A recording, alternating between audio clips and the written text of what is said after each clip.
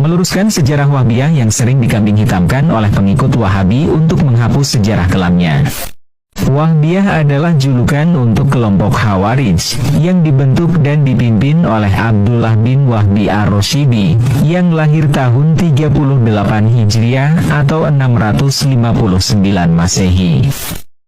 Aliran Khawarij yang ia pimpin diberi nama Wahhabiyah karena dinisbatkan pada namanya Abdullah bin Wahbi ar-Rashibi, di mana kebiasaan orang Arab adalah menyandang nama nasab orang tua dalam nama populernya, sehingga jika ia punya suatu pemikiran atau mazhab, maka nama nasab itulah yang ditonjolkan dalam penisbatan.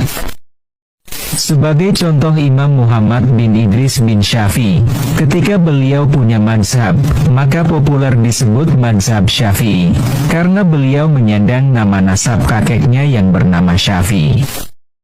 Demikian pula dengan Imam Ahmad bin Hambal, mazhab beliau populer disebut mazhab Hambali, karena Imam Ahmad menyandang nama nasab kakeknya yang bernama Hambal.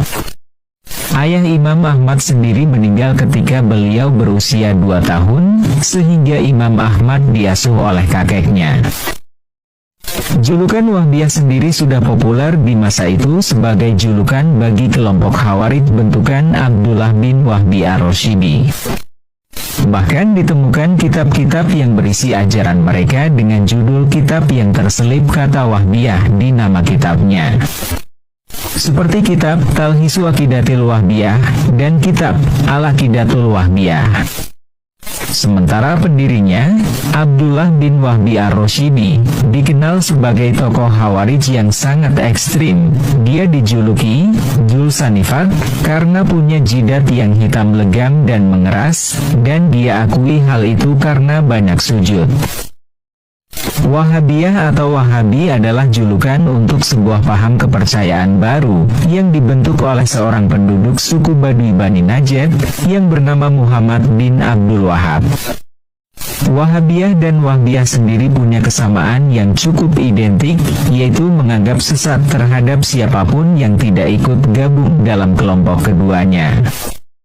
Kedua aliran tersebut mengklaim bahwa merekalah kelompok yang paling benar. Bahkan seorang penganut Wahhabi yang bernama Ibnu Jarullah dalam kitabnya Al-Jami wal Farid berani menyatakan bahwa Muhammad bin Abdul Wahhab bagi penduduk Najd sudah punya makom yang setara dengan Nabi. Naudzubillah min zalik. Para penganut aliran Wahhabi sendiri sudah mengakui bahwa Wahhabi adalah julukan bagi mereka, sebagaimana hal itu sering dinyatakan oleh Bin Baz dalam kitab-kitabnya. Bahkan seorang tokoh Wahhabi yang sekaligus mufti Wahhabi di era Raja Abdul Aziz bin Saudi menulis kitab tentang ajaran Wahhabi, dan di nama kitabnya juga terselip nama Wahhabi, yaitu kitab Al-Hadiyatus Saniyah wa Tuhfatul Wahhabiyah An-Najdiyah. Referensi rujukan Al-Firaqul Islamiyah fi Shimalil Afrikiyah halaman 145, Al-Isyobah fi Tamyizis Syuhaba, Ibnu Hajar Al-Asqalani jilid 5 hal 78.